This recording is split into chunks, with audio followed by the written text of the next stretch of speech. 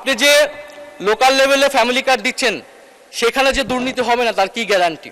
আপনি কি স্থানীয় সরকারকে সংস্কার করেছেন? আপনি তো সেখানে দলীয় প্রশাসক বসিয়ে রেখেছেন। পশ্চিমবঙ্গে একটি নির্বাচন হয়েছে এবং শুভেন্দু অধিকারী সেখানকার মুখ্যমন্ত্রী হয়েছে। তিনি এর আগে একটি জনসভায় বলেছেন, ইসরায়েল যেভাবে গাজাকে শিক্ষা দেয় বাংলাদেশকেও সেভাবে শিক্ষা দিতে হবে। মাননীয় স্পিকার, দুর্নীতি নিয়ে একটা গল্প আছে। এক ভারতীয় যুবক এবং এক বাংলাদেশি যুবক একসাথে বিলেতে পড়াশোনা করতে গিয়েছে। সেখানে তাদের পরিচয় এবং তারা সেখানে কোনো রকমের ডিগ্রি নিয়ে দেশে ফিরে তাদের কাছে মনে হয়েছে তারা যদি ধনী হতে চায় তাহলে রাজনীতি হচ্ছে তাদের জন্য সবচেয়ে সহজ অপশন। দুজনেই রাজনীতিতে যুক্ত হলো এবং দুজনেই অল্প সময়ের মধ্যে সংসদের সদস্য হয়ে গেল দুই দেশের। এর মধ্যে ভারতীয় যে যুবক ছিল সে অনেক ধন সম্পদ করে ফেললো এবং সে বাংলাদেশি যুবককে তার দেশে দাওয়াত দিল। তো বাংলাদেশি যুবক ভারতে গেল এবং বিমানবন্দরে নেমেই সে জিজ্ঞাসা করলো যে তুমি কিভাবে এত ধন সম্পদ করতে পেরেছো? তো ভারতীয় যুবক বলল যে তুমি যখন বিমানবন্দরে আবার যখন ফেরত যাবা তখন আমি সেই রহস্যের কথা বলবো। তো সে ভারত ঘুরে আবার যখন ফেরত যাচ্ছে বিমানবন্দরে, তখন রাস্তায় সে ভারতীয় যুবক নদীর উপরে একটা সেতু দেখাচ্ছে যে এই সেতুটা দেখছো, এই সেতুর অর্ধেক হচ্ছে আমার ধন সম্পদের উপর দাঁড়িয়ে আছে। বাংলাদেশি যুবকটা সেই ইঙ্গিতটা বুঝতে পারলো এবং দেশে ফেরত আসলো। দেশে ফেরত এসে কয়েক বছরের মধ্যে সেও অনেক ধন সম্পদের মালিক হয়ে গেল এবং ভারতীয় যুবককে আবারও বাংলাদেশে দাওয়াত দিল। ভারতীয় যুবক বাংলাদেশে আসলো, এসে সেই বাংলাদেশি যুবককে বলল, কোথায় তোমার সেতু কোথায়? তো বাংলাদেশি যুবক বলল যে তুমি থাকো 2 দিন, যাওয়ার সময় বিমানবন্দরে আমি তখন তোমাকে এই রহস্যের কথা বলবো। তো 2 দিন থেকে সে যখন বিমানবন্দরে আবার বিদায় দিতে জানাচ্ছে ভারতীয় যুবককে, তখন সে নদীর উপরে একটা সেতু দেখাচ্ছে যে ওই যে দেখছো সেতুটা, ওই সেতুটার উপরে আমার ধন সম্পদের উপরে সেতুটা দাঁড়িয়ে আছে। ভারতীয় যুবক বলল, কোথায় সেতু কোথায়? তখন বাংলাদেশি যুবক বলল, তুমি যদি সেতু দেখতেই তাহলে তার আমার ধন সম্পদ এতটা হতো না।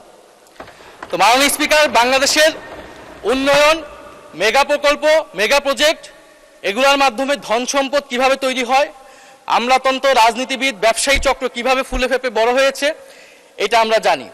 এইটাকে চেক এন্ড ব্যালেন্স করার জন্য, এটাকে অ্যাকাউন্টেবল করার জন্য, জবাবদিহিতার আওতায় আনার জন্য মাননীয় স্পিকার হচ্ছে জুলাই সনদ এবং গণভোট অনুষ্ঠিত হয়েছিল। আপনি যে লোকাল লেভেলে ফ্যামিলি কার্ড দিচ্ছেন সেখানে যে দুর্নীতি হবে না তার কি গ্যারান্টি? আপনি কিভাবে সেটা নিশ্চিত করবেন যে সেটা যার প্রাপ্য সে পাবেন? আপনি কি স্থানীয় প্রশাসনকে শক্তিশালী করেছেন? আপনি কি স্থানীয় সরকারকে সংস্কার করেছেন? আপনি তো সেখানে দলীয় প্রশাসক বসিয়ে রেখেছেন। ফলে মাননীয় স্পিকার, দুর্নীতিকে রোধ করতে হলে আমাদেরকে অবশ্যই আমাদেরকে গণভোট বাস্তবায়ন করতে হবে, গণভোটের রায়, সংস্কার এবং জুলাই সনদ বাস্তবায়ন করতে হবে। মাননীয় স্পিকার, আমি শেষের দিকে এসে গিয়েছি, আরেকটি বিষয়ে যাব। এই সরকার আসার পরে সীমান্তে প্রায় 10 জনের মতো ভারতীয় বাহিনী বিএসএফ দ্বারা হত্যা করা হয়েছে এবং পুশিং করার চেষ্টা করা হচ্ছে অবৈধ বাংলাদেশি বলে। আমরা এই বাজেট অধিবেশনে পুশিং নিয়ে একটা আলোচনা করতে চেয়েছিলাম মাননীয় স্পিকার। এই আলোচনাটা আমরা জানি না কোন কারণে এই আলোচনাটা আমাদেরকে করতে দেওয়া হয়নি। সরকারি দল, বিরোধী দল, সমালোচনা, প্রশংসা, এত কথা হলো, আমরা কি 1 ঘন্টা সময় মাননীয় স্পিকার বের করতে পারতাম না পুশিং নিয়ে আলোচনা করার জন্য?